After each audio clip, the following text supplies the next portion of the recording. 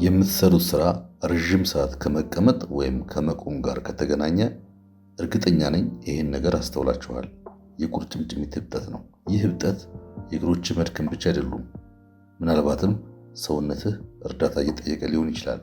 ዛሬ ስለ ቁርጭምጭሚት እብጠት ምንነት፣ መንስኤውንና ማስጠንቀቂያ ምልክቱ እንዲሁም ተፈጥሯዊ በሆነ መልኩ እብጠቱ የሚቀንስበትን መንገድ እናያለን። አብራችሁን ቆዩ። የቁርጭምጭሚት እብጠት የሚባለው ፈሳሽ በታችኛው እግሮች ላይ ሲከማች ሲሆን የሚከሰተውም በግራቪቲ ወይም በስበት አማካኝነት ፈሳሽ ወደ ታች ተንቀሳቅሶ በቁርጭምጭሚቶችና በእግሮች ዙሪያ ሲጠራቀም ነው። በአብዛኛው ጊዜ ጉዳት የሌላቸው ሲሆን ነገር ግን አንዳንድ ጊዜ ከባድ የጤና ችግር ማስጠንቀቂያ መልእክት ሊሆን ይችላል። ለዚህም እንደ ምክንያት ሰውነታችን ፈሳሽን የሚቆጣጠረው ልብን፣ ኩላሊቶችንና ደም መላሽ ቧንቧዎችን በመጠቀም ነው።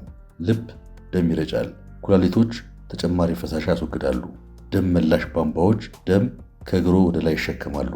ከነዚህ ስርዓቶች አንዱ ሲዳከም ፈሳሽ ወደ አካባቢው በመሄድ ከባድ ጉዳት ሊያስከትል ይችላል። በጣም ከተለመዱት መንስኤዎች መካከል ለረጅም ጊዜ መቀመጥ ወይም መቆም፣ ጨው የበዛበት ምግብ መመገብ፣ ከመጠን በላይ ክብደት መጨመር፣ በእርግዝና ጊዜ ሰውነት የመጨመር ነገር ስለሚኖረው በደም ስሮች ላይ የሚፈጠረው ተጨማሪ ፈሳሽና ግፊት፣ የኩላሊት በሽታ ሲኖር፣ የልብ ችግሮች ሲከሰቱና የጉበት በሽታ ይካተቱበታል።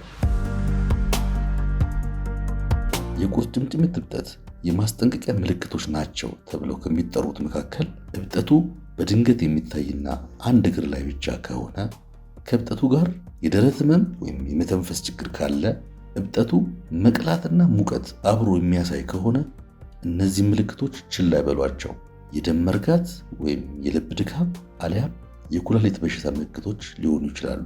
ስለዚህ በፍጥነት ወደ ሕክምና ቦታ በመሄድ መታከም ያስፈልጋል።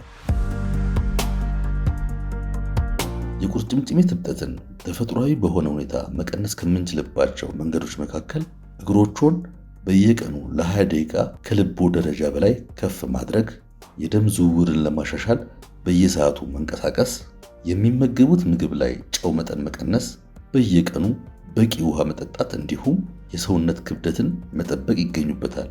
ከዚህ በተጨማሪም ከመጠን በላይ ፈሳሽ ለማስወገድ ከሚረዱ ምግቦች መካከል አትክልትና ፍራፍሬዎች እንደ ጎመን፣ ሙዝ፣ ሐብሐብ ይገኙበታል። እነዚህ የሰውነቱን ተፈጥሯዊ ሚዛን ይጠብቃሉ። እንግዲህ ተመልካቾቻችን የቁርጭምጭሚት እብጠት ትንሽ ሊመስል ይችላል፣ ነገር ግን ችግር ሊያስከትል ስለሚችል ጥንቃቄ ማድረግ ያስፈልጋል እያልን ለዛሬ ያዘጋጀነው ይሄን ይመስላል። ከወደዳችሁት ቻናሉን ላይክ፣ ሼር፣ ሰብስክራይብ በማድረግ እንድትተባበሩን እየጠየቅን በቀጣይ በሌላ ጠቃሚ ቪዲዮ እስከምንገናኝ ድረስ መልካም ጊዜ